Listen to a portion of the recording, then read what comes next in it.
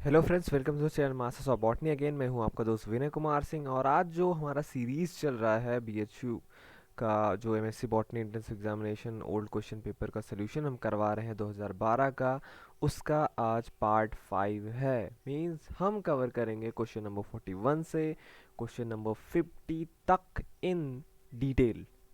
Okay, तो सबसे पहला क्वेश्चन हम देखेंगे क्वेश्चन नंबर 41 जो 2012 का जो क्वेश्चन पेपर था उसमें सबसे पहला क्वेश्चन पूछा है पामेला जो स्टेज है वो कहाँ पे पाया जाता है? स्पायरोगायरा में, एस्परजिलस में, यूलोथ्रिक्स में या सिस्टोपस में? तो जो पाल्मेला स्टेज है इसकी अगर हम बात करें तो ये एल्गी से आया हुआ क्वेश्चन है। मेन टॉपिक ये किससे आया हुआ है? Life cycle of Chlamydomonas and Ulothrix, और उसके भी असेक्सुअल रिप्रोडक्शन में आपको पाल्मेला स्टेज पढ़ने को मिलेगा। पाल्मेला स्टेज होता क्या है अगर हम बात करें तो the palmella stage is formed under unfavourable condition, और ये जो कंडीशन है पाल्मेला जो स्टेज आता है क्लेमाइडोमोनास या यूरिथ्रिक्स के लाइफ साइकिल में, ये एक एक्चुअली वे है एसेक्सुअल रिप्रोडक्शन का, और ये अनफेवरेबल कंडीशन में होता है। कब अनफेवरेबल कंडीशंस? जैसे shortage of water, excess of salt, ये सब चीज़ें जब आएंगी और क्लेमाइडोमोनास या यूलोथ्रिक्स है जो आपका, ये महसूस करता है कि वो स्ट्रेस में है। मींस अनफेवरेबल कंडीशंस आ गई शॉर्टेज ऑफ वाटर या एक्सेस ऑफ सॉल्ट से, तो वो पाल्मेला स्टेज बनाता है। इसमें होता क्या है? The protoplast of parent cell. अब जो पेरेंट सेल होता है उसको जो प्रोटोप्लास्ट होता है वो डिवाइड करता है, बहुत सारे डॉटर प्रोटोप्लास्ट बनाते हैं। ठीक है, प्रोटोप्लास्ट मतलब जैसे आप साइटोप्लाज्म बोलते हैं, वैसे ही प्रोटोप्लास्ट मतलब पूरे सेल का जो कंटेंट होता है उसको प्रोटोप्लास्ट बोलेंगे। अब वो अपने पूरे प्रोटोप्लास्ट को डॉटर प्रोटोप्लास्ट में डिवाइड कर देता है, लेकिन वहाँ पे जूस्पोर नहीं बनता। ठीक, और पेरेंट सेल जो उसका सेल वॉल होता है वो इसमें जिलेटिनाइज हो जाता है, और वो म्यूसिलेजिनस सीध बनाता है अराउंड डॉटर प्रोटोप्लास्ट। और ये जिलेटिनाइज होके जो डॉटर प्रोटोप्लास्ट बनते हैं उसके अराउंड एक म्यूसिजिनस सीध बनती है जो इसका मेन सेल वॉल होता है।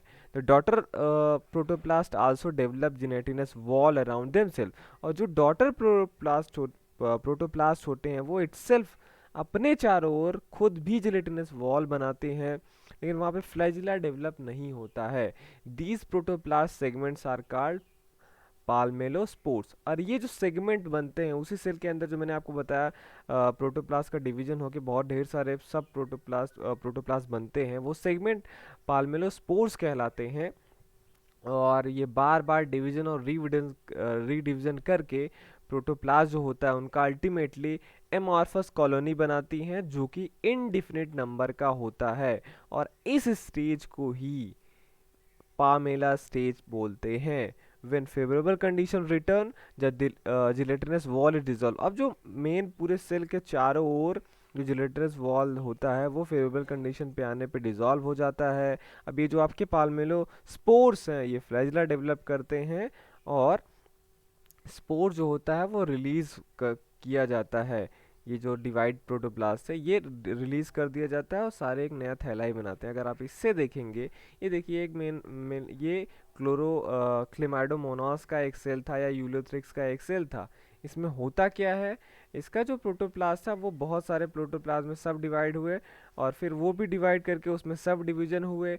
उसका जो कॉमन वॉल था उसने भी अपने अराउंड सीट किया, और ये मेन सेल का सेल वॉल है ये जिलेटिनाइज्ड हो गया है, और जो भी सब डिवीजन थे उनके भी वॉल जिलेटिनाइज हो गए हैं। ठीक, उसके बाद इसी को इनडिफिनिट नंबर होता है इसमें सेल को, इसी स्टेज को पाल्मेला स्टेज बोलते हैं। ये एक स्टेज आता है फेवरेबल कंडीशन में, ये डिसॉल्व हो जाता है, और ये जो सारे सब डिवीजन है प्रोटोप्लास्ट के ये एक एक नया थैलस बनाते हैं।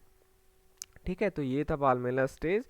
तो अब मैंने आपको बोला ये जो मैंने आपको यहाँ पे दिखाया कि दो चीज़ में होता है क्लेमाइडोमोनास और यूलोथ्रिक्स में। अगर आप ऑप्शन में जाएंगे तो यहाँ पे आपका यूलोथ्रिक्स है, इसीलिए आपका यूलोथ्रिक्स ऑप्शन सही होगा। चलते हैं हम क्वेश्चन नंबर 42 पे। कह रहा है the most common nitrogen fixing algae in rice field is. आपने पढ़ा होगा, क्वेश्चन के एक्सप्लेनेशन पे चलते हैं 42 के।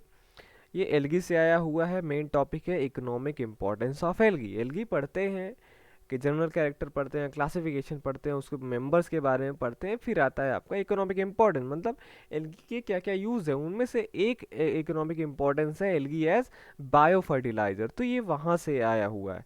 ठीक है, तो आपको इकोनॉमिक इम्पोर्टेंस ऑफ एल्गी पढ़ना होगा। वहाँ पे आपने देखा है एल्गी बायो फर्टिलाइजर के रूप में कैसे यूज़ किया जाता है, क्योंकि एल्गी का एक ग्रुप है, साइनोबैक्टीरिया वाले जो ग्रुप हैं उनमें हेटेरोसिस्ट पाया जाता है और उसकी वजह से वो नाइट्रोजन फिक्सेशन करते हैं। देखिए, nitrogen fixation cyanobacteria make a major contribution to the fertility of paddy field. Paddy field बोलते हैं धान के खेत को, मतलब rice field, and it is primarily by.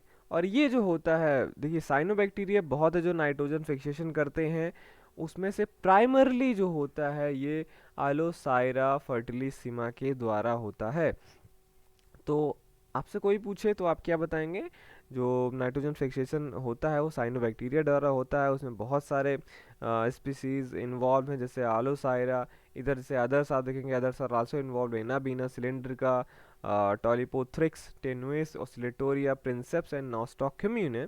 ये सारे जो स्पीसीज हैं ये सारे पैडी फील्ड में नाइट्रोजन फिक्सेशन करते हैं, लेकिन इनमें से भी जो आलोसारा फर्टिलिसिमा है ये मेजर रोल प्ले करता है, मींस इसका नंबर बहुत ज़्यादा होता है आलोसाइरा का। तब आप अगर क्वेश्चन के ऑप्शन में जाएंगे, आप देखेंगे मोस्ट कॉमन पूछ रहा है नाइट्रोजन फिक्सिंग एल्गी कौन सा है राइस फील्ड में, तो आप ना तो ऑसिलेटोरिया लिखेंगे, ना नॉस्टॉक, ना सिलिंडोस्पर्मम, इट इज़ आलोसाइरा। जीनस का नाम दिया है, स्पीसीज भी आप याद रखेंगे आलोसारा फर्टिलिसिमा, क्योंकि कभी कभी पूछ लेता है कि आलोसाइरा का कौन सा स्पीसीज, तो आप बताएंगे फर्टिलिसिमा। ठीक, अब चलते हैं हम क्वेश्चन नंबर 43 पे। कैराजिनिन आपने नाम सुना होगा, एक जेली लाइक सब्सटेंस है। पूछ रहा है ये डिराइव होता है मरीन एल्गी से, उस मरीन एल्गी को क्या बोला जाता है? ध्यान दीजिए, यहाँ पे जो केल्प दिया है, फ्लैजिलेट्स दिया है, आयरिश मॉस और डाइटम दिया है, ये कॉमन नाम है। आपको एल्गी में जो जो कॉमन नाम होते हैं उसको याद रखना होता है। तो मैं कैराजिनिन के बारे में आपको बताता हूँ, चलता हूँ क्वेश्चन नंबर 43 के एक्सप्लेनेशन पे। ये भी एल्गी से आया हुआ है, ये भी same economic importance of algae से आया हुआ क्वेश्चन है इस पेपर में। और यहाँ पे जो एल्गी का यूज़ है वो एल्गियन इंडस्ट्री में है। जैसे आपने यहाँ पे क्या देखा था, algae as a biofertiliser, वैसे यहाँ पे एल्गी इन इंडस्ट्री। तो आप ध्यान में रखिएगा, एल्गी से the two most important polysaccharide derived from the Rhodophyceae, ये रोडोफाइसी से मिलता है कैराजिनिन। और रोडोफाइसी में दो बहुत इंपॉर्टेंट पॉलीसैकेराइड्स हैं जो डिराइव होते हैं, पहला तो एगार है और दूसरा यही जो आपके क्वेश्चन में पूछा है, कैराजिनिन। ठीक, कैराजिनान जो है ये आपका is usually obtain from Irish moss. और ये जो कैराजिनान है आपका ये किससे ऑब्टेन होता है? आयरिश मॉस से। ये कॉमन नेम किसका है? The name for a mixture of chondrus crispus. ये आयरिश मॉस एक्चुअली कौन सा एल्गी है? कॉन्ड्रस क्रिस्पस। और बोल रहा है कुछ और भी स्पीसीज के लिए यूज होता है, जैसे गिगार्टिना, पर्टिकुलरली गिगार्टिना स्टिलाटा के लिए ये नाम यूज होता है आयरिश मॉस। तो अगर कहीं पे पूछता है कैराजिनिन किससे मिलता है, तो आप बोलेंगे आयरिश मॉस से। और अगर स्पीसीज देता है तो आप कॉन्ड्रस क्रिस्पस यूज़ करेंगे या केवल कॉन्ड्रस यूज़ करेंगे। ठीक, तो ये ध्यान में रहना चाहिए आपको। ऑप्शन में चलेंगे, हम देखेंगे इसमें पूछा है कि कौन सा एल्गा से डिराइव होता है, तो यहाँ पे आयरिश मॉस है जो कि कॉन्ड्रस के लिए अप्लाई होता है, तो आप इसी ऑप्शन का चूज़ करेंगे। चलते हैं क्वेश्चन नंबर, हाँ यहाँ पे कैराजिनिन थोड़ा सा और है। कैराजिनास जो होते हैं, एक्चुअली मैं कैराजिनिन्स बोल रहा हूँ पर कैराजिनान्स है।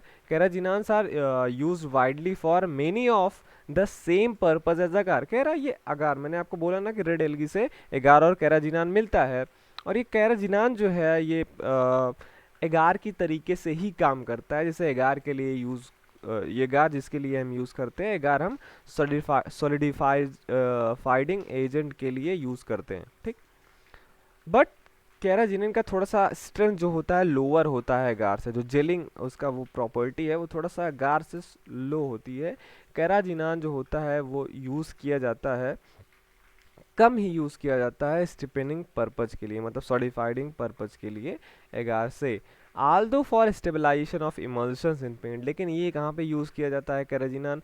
पेंट के इमल्शन में। एक्चुअली जो पेंट बनता है, इमल्सन बोलते हैं जब दो टाइप के लिक्विड आपस में मिले हों, उनमें मिक्सिंग की कैपेबिलिटी उतना ना हो, तब उसको स्टेबलाइज करने के लिए हम कुछ अलग से चीज़ें डालते हैं, तो वो कैराजिनन इसमें यूज़ होता है पेंट में। कॉस्मेटिक में भी यूज़ होता है एज ए इमल्सन, और other pharmaceutical preparations carrageenans are preferred to agar. तो एगार से प्रिफर किया जाता है, कैराजिनन डाला जाता है यहाँ पे। Also for stiffening of milk and dairy products such as ice cream, और आइसक्रीम जो आप खाते हैं कोन में आपको दिया जाता है, वो भी जो होता है स्टेबलाइज करने के लिए कैराजिनन का यूज़ किया जाता है। ठीक, चलते हैं हम क्वेश्चन नंबर 44 पे। यहाँ पे दिया है the fruiting body of Aspergillus is called. Aspergillus के फ्रूटिंग बॉडी को क्या कहा जाता है? ऑप्शन में दिया है क्लिस्टोथीसियम, हाइपेंथोडियम, एपोथीसियम एंड पेरीथीसियम। तो इसमें से क्लिस्टोथीसियम, एपोथीसियम, पेरीथीसियम ये तो आपने पढ़ा है, ये फंजाई का पार्ट है। एक मैं ऑप्शन आपको अभी बता दूं, हाइपेंथोडियम ये क्या है? एक प्रकार का वो है, इन्फ्लोरेसेंस है। ठीक, हाइपेंथोडियम जो मोरेसी में आपको देखने को मिलता है। ठीक, तो चलते हैं फ्रूटिंग बॉडी हम देखते हैं क्वेश्चन नंबर 44 के एक्सप्लेनेशन पे। ये फंजाई से आया हुआ क्वेश्चन है। मेन टॉपिक क्या है? फ्रूटिंग बॉडीज ऑफ एस्कोमाइकोटिना की। एस्कोमाइकोटिना जो आपने पढ़ा है उसमें कितने टाइप के फ्रूटिंग बॉडीज पाए जाते हैं। और ध्यान में रखिए aspergillus is a member of ascomycotina, और पूछा है एस्कोमाइकोटिना एस्परजिलस में, तो एस्परजिलस जो है वो एस्कोमाइकोटिना का मेंबर है। और अगर आप देखेंगे एस्कोमाइकोटिना में 4 टाइप के मेनली फ्रूटिंग बॉडीज पाए जाते हैं। पहला एपोथीसियम। एपोथीसियम का मतलब है ये जो आपका फ्रूटिंग बॉडी होता है ये प्लेट लाइक होता है, और जो एसाई इस पे डेवलप होते हैं, जिस पे इसको स्पोर्स रहेंगे, जिसके अंदर एसाई के अंदर ही इसको स्पोर्स डेवलप होते हैं। और जो ये मतलब एसाई प्यूरल है, एस्कस सिंगुलर है, तो एस्कस के अंदर इसको स्पोर्स डेवलप होते हैं। तो कुल मिला के पूरे को बोल रहा एसाई, मतलब एस्कस के ग्रुप को एसआई बोलते हैं। ये जो एस्कस होते हैं डेवलप करते हैं इसी के सरफेस पे, हाइमेनियम उसे बोला जाता है, एपोथीसियम। और वो एक्सपोज रहते हैं मेच्योरिटी पे, मतलब जो ये फ्रूटिंग बॉडी होगी एस्कोमाइकोटिना में वो प्लेट लाइक होगा, और प्लेट के ऊपर मतलब प्लेट लाइक जो स्ट्रक्चर होता है उसके ऊपर ही सारे एसआई ग्रो करते हैं। ये आपको पेजाइजा अगर आपने प्रैक्टिकल किया होगा या देखा होगा तो वो प्लेट लाइक होता है। ऐसे फ्रूटिंग बॉडी को हम एपोथीसियम बोलते हैं। पेरीथीसियम सेकेंड टाइप का है। पेरी का मतलब आप समझ लीजिए फ्लास्क शेप्ड स्ट्रक्चर होता है। फ्लास्क आपने देखा होगा ना, ऊपर एक जगह से खुला रहता है, बाकी फ्लास्क शेप से स्ट्रक्चर होता है। तो ये फ्लास्क शेप इसमें फ्रूटिंग बॉडी होती है, जहाँ पे एसाई जो होता है वो इनर सरफेस पे ग्रो करते हैं ऑफ द फ्रूटिंग बॉडी, जो फ्रूटिंग बॉडी है ये। ठीक, इट हैज़ एन एपिकल पोर, और वहाँ पे केवल एक पोर होता है जिसको ऑस्टियोल बोला जाता है। ठीक, और ये मिलता है आपको क्लेविसेप्स में। ठीक, जो फंगस है। अब बात करते हैं क्लिस्टोथीसियम क्या।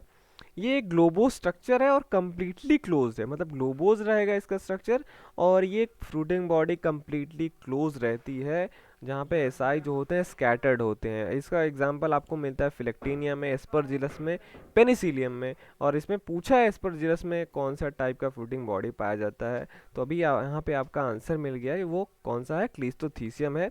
एक और चौथा मैं बता देता हूँ, इसको स्ट्रोमा होता है। ये केवल और केवल स्यूडो पैरेन्काइमेटस स्ट्रक्चर है, जहाँ पे सोमैटिक हाइफी होती है, यहाँ पे कोई वॉल नहीं पाया जाता है। ठीक है, तो ये प्लेट लाइक, ये फ्लास्क शेप स्ट्रक्चर, यहाँ पे पोर होता है ऑस्टियोल, और क्लिस्टोसीसियम कंप्लीटली क्लोज फ्रूटिंग बॉडी होता है। और एस्परजिलस जो होता है इसे क्लिस्टोसीसियम लाइक फ्रूटिंग बॉडी में आता है। तो जो फ्रूटिंग बॉडी होगा वो एस्परजिलस को, उसको हम क्लिस्टोसीसियम बोलते हैं। ठीक, 45 पे आते हैं। पूछा है late blight of potato is caused by. Late blight of potato किसके द्वारा होता है? एल्ब्यूगो कैंडिडा के द्वारा, फ्यूजेरियम मोनिफॉर्मी के द्वारा, फाइटोप्थोरा इन्फेस्टांस और अल्टरनारिया सोलेनाई। तो चलते हैं क्वेश्चन नंबर 45। तो यहाँ पे ये मेन टॉपिक है डिजीजेस काज्ड बाय फंजाई, और अक्सर ये जो है बहुत इंपॉर्टेंट वो है, पार्ट है, हमेशा पूछा जाता है डिजीजेस। तो यहाँ पे जो चारों हैं उसके हमने डिजीज जो है यहाँ पे लिख रखे हैं। एल्ब्यूगो कैंडिडा जो है वो क्या कॉज करता है? White rust of crucifers. Fusarium moniliforme क्या करता है? Ear rot of corn. Phytophthora infestans जो करता है वो क्या करता है? Late blight of potato cause करता है, जो हमारे क्वेश्चन का आंसर होगा कि लेट ब्लाइट ऑफ पोटैटो किसके द्वारा होता है। तो आंसर क्या है? फाइटोप्थोरा इन्फेस्टांस, लास्ट बचता है अल्टरनारियस सोलानाई भी ऑप्शन में है, तो इसका भी याद रखिए आप, ये early blight of potato cause करता है। ठीक है, अब चलते हैं क्वेश्चन नंबर 46 पे। पूछ रहा है smut of maize is cause by, smut जो डिजीजेस होते हैं वो यूस्टिलागो जो होता है उसके कारण ही होता है, लेकिन पूछ रहा है अभी डिफरेंट डिफरेंट प्लांट पे डिजीज कॉज कर सकते हैं यूस्टिलागो वाले। ये पूछ रहा है जो स्मट मेज का होता है वो किस स्पीसीज के द्वारा होता है, यूस्टिलागो एविनी, यूस्टिलागो मेडिस, यूस्टिलागो हार्डियाई और न्यूडा। 46 पे एक्सप्लेनेशन पे चलेंगे तो मैंने यहाँ पे सारे का डिजीज लिख के रखा है। तो यहाँ पे smut diseases of cereal crop में आप जाएंगे, या यूस्टिलागो का जब आप लाइफ साइकिल पढ़ते हैं वहाँ पे बताता है कि यूस्टिलागो के कितने स्पीसीज हैं और वो किस पे डिजीज कॉज करते हैं। अब ये देखिए इसमें भी यूस्टिलागो में भी जो स्मट डिजीज है दो टाइप का होता है, लूज स्मट और कवर्ड स्मट। इसके बीच में भी आप डिफरेंसेस पढ़ लीजिएगा। तो जो अविनी है, अविनी का मतलब ओट, आप ध्यान में रखिएगा, तो ये loose smut of oat cause करता है। मेडिस जो है यही कॉज करता है आपका लूज स्मट ऑफ मेज, जो क्वेश्चन में पूछा गया है। तो मेज और मेडिस दोनों एक ही जैसे हैं, इससे आप इसको नाम याद रखिएगा। हॉर्डियाई जैसे हॉर्डियम वॉल्गेयर बार्ले को बोला जाता है, तो इससे आप याद रखिएगा। कवर्ड इसमें तो आप बार्ले इससे होता है। न्यूडा जो होता है ये क्या कॉज करता है, लूज मट ऑफ बार्ले, तो बार्ले के लिए है पर ये लूज मट कॉज करता है। तो क्या होगा option, smut of maize is cause by maydis, ustilago maydis. चलते हैं क्वेश्चन नंबर 47 पे। Most of the seaweeds belong to the class, कह रहा है जो सी वीड्स आपने पढ़े होंगे, आपको पता होगा कि ये एल्गी से आया वो क्वेश्चन है। कह रहा है लेकिन वो किस क्लास से बिलोंग करते हैं, most of the seaweed मतलब किस में सबसे ज़्यादा होते हैं, क्लोरोफाइसी में, डाइनोफाइसी में, फियोफाइसी में या साइनोफाइसी में। तो इस क्वेश्चन के एक्सप्लेनेशन पर जब आप चलेंगे तो देखेंगे कि ये जो क्वेश्चन है एल्गी से आया हुआ तो है। मेन टॉपिक क्या है, आपको पढ़ना था कि general features of Rhodophyceae and Phaeophyceae, क्योंकि मोस्टली मैंने आपको जब डिफरेंसेस बताया था या कभी कभी मैंने पूछा भी है कहीं कहीं, 5 आप डिफरेंसेस याद करके रखिए सारे इनके बीच में, क्लासेस के बीच में, क्लोरोफाइसी, रोडोफाइसी, फियोफाइसी, जेंथोफाइसी, डाइनोफाइसी, इन सब के बीच में मेन 5 डिफरेंसेस। उसमें ये भी बताया है मैंने आपको कि मोस्टली जो मैरीन कैंडिडेट्स हैं वो रोडोफाइसी और फियोफाइसी में ही मिलते हैं, और मेजॉरिटी ऑफ मरीन एल्गा जो बिलोंग करता है वो रोडोफाइसी और फियोफाइसी से बिलोंग करता है। रोडोफाइसी में आप जाएंगे तो करीब यहाँ पे 5000 स्पीसीज़ है, वहीं फियोफाइसी में जब आप जाते हैं तो यहाँ पे करीब 15000 स्पीसीज़ है। तो और जो मेजॉरिटी ऑफ सी वीड्स हैं इन्हीं दोनों जो क्लासेस हैं इससे बिलोंग करते हैं, रोडोफाइसी और फियोफाइसी से। लेकिन इन दोनों में अगर बात करेंगे तो मोस्टली जो सी वीड्स हैं वो ब्राउन एल्गी से बिलोंग करते हैं। ब्राउन एल्गी किसका कॉमन नाम है, फियोफाइसी का। वैसे यहाँ पे रोडोफाइसी दिया नहीं है तो आपके लिए ये क्वेश्चन और इजी था कि सीवीड जो होता है वो फियोफाइसी के द्वारा, मतलब इनके मेनली मेंबर्स हैं। क्वेश्चन नंबर 48 पे चलते हैं। Sexual reproduction is absent among, sexual reproduction इनमें से किस में नहीं होता है, फाइकोमाइसीड्स में, एस्कोमाइसीड्स में, बेसिडियोमाइसीड्स में या ड्यूटेरोमाइकोसीड्स में। तो अभी ये मैं आपको बता दूं, इसके लिए मैंने आपको लेक्चर दिया था जो फंजाई के बारे में। सबसे पहले इसके एक्सप्लेनेशन पे चलते हैं। ये देखिए क्वेश्चन नंबर 48, ये भी फंजाई से आया हुआ है। मेन टॉपिक क्या है, general features of मैस्टेगोमाइकोटिना, जाइगोमाइकोटिना, Ascomycotina, बेसिडियोमाइकोटिना and ड्यूटेरोमाइकोटिना। यहाँ भी वही चीज़ है, आपको सबके बारे में जनरल कैरेक्टर्स याद रखने हैं, सबके बीच में डिफरेंसेस। तो सेक्सुअल रिप्रोडक्शन किस में एब्सेंट होगा, तो मैंने वहाँ पे आपको ये की दिया था। अगर ये लेक्चर आपने नहीं देखा है तो ये आया आपका आई का बटन यहाँ पे, ये क्लिक करके आप उस लेक्चर पे जा सकते हैं। वहाँ पे मैंने आपको सारे के बीच में डिफरेंसेस बताया था। तो आपने जब की देखा था, ये क्या होता है, sub division you mycota, fungus को मेनली दो डिवीजन में बांटा गया है, 2 सब डिवीजन में, ठीक है, मिक्सोमाइकोटा और यू माइकोटा। तो ये जो है आपके, जहाँ जो ये सारे मेंबर्स हैं आपके, फाइको, एस्को, बेसिडियो, ड्यूटेरो, ये आते हैं आपके किस में, यू माइकोटा के अंदर। और यू माइकोटा में आप देखेंगे तो जो की बना है वो इसी पे बेस बना। देखिए मोटाइल सेल्स जो होता है प्रेजेंट होते हैं तो मैस्टेगोमाइकोटिना, और मोटाइल सेल्स एब्सेंट होते हैं बाकी सारे में। फिर उसके बाद जो की बनता है, परफेक्ट स्टेट एब्सेंट होता है। परफेक्ट स्टेट मतलब सेक्सुअल रिप्रोडक्शन जो होता है वो एक ही में एब्सेंट होता है, वो है ड्यूटेरोमाइकोटिना, बाकी में सारे में प्रेजेंट रहते हैं। तो क्वेश्चन भी यही है कि सेक्सुअल रिप्रोडक्शन किस में एब्सेंट होता है, तो आप क्या बोलेंगे, ड्यूटेरोमाइसीट्स या ड्यूटेरोमाइकोटिना। देखिए जो सीड्स है, कहीं कहीं पे आपको एक्सोमाइसीट्स मिलेगा, ड्यूटेरोमाइसीट्स मिलेगा, कहीं कहीं पे एक्सोमाइकोटिना मिलेगा, ड्यूटेरोमाइकोटिना मिलेगा। तो वो सब क्लासिफिकेशन की वजह से है, आपको कंफ्यूज नहीं होना है, सारी चीज़ें एक ही है। ठीक, अब चलेंगे हम क्वेश्चन नंबर 49 में। यहाँ पे पूछा है mushrooms, puff balls, toadstools belong to the class, ये किस क्लास से बिलोंग करते हैं? तो ये बहुत इजी है, अगर आपने कभी भी जो है जनरल कैरेक्टर आपने पढ़ा होगा फंगल के मेन ग्रुप पे, तो इसके एक्सप्लेनेशन पे आप चलेंगे तो ये भी जो है फंजाई से आया हुआ क्वेश्चन है। मेन टॉपिक है जनरल कैरेक्टर्स ऑफ बेसिडियोमाइसीड्स। यहाँ पे जो सारे हैं मशरूम, पफ बॉल, टोडस्टूल्स, ये सारे आपके बेसिडियोमाइसीड्स से बिलोंग करते हैं।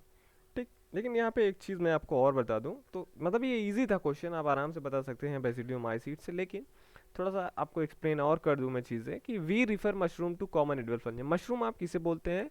जो एडिबल फंजाई होते हैं कुछ, उन्हें लोग बोलते हैं। ठीक, और we refer puffball, puffball किसे बोला जाता है? पफ बॉल हम उन्हें बोलते हैं, कुछ जेनरा हैं जैसे क्लेवेशिया, काल्बोविस्सा, लाइकोपर्डॉन, ये सारे जो हैं ये क्या करते हैं? इमिट करते हैं, क्लाउड इमिट करते हैं ब्राउन डस्ट लाइक स्पोर्स का। मतलब ये जब स्पोर्स रिलीज करते हैं, इनकी जब फ्रूटिंग बॉडी जो होती है, क्योंकि बेसिडियोमाइकोटिना या बेसिडियोमाइसीड्स जो है, इसमें भी अलग अलग टाइप के फ्रूटिंग बॉडीज पाए जाते हैं, वो भी आपको पढ़ना है। जैसे आपको मैंने अभी इसको माइसीड्स के बारे में बताया, तो यहाँ पे भी आपको फ्रूटिंग बॉडी पढ़ना है।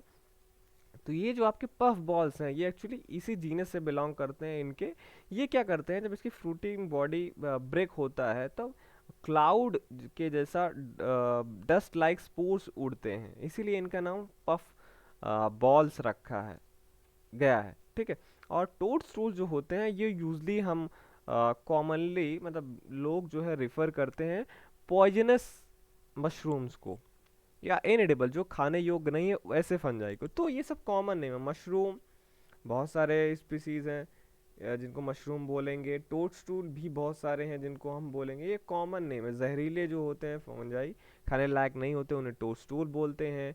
और मैंने आपको पफ बॉल के बारे में बताया ही, मशरूम कॉमनली एडिबल फंजाई को बोला जाता है।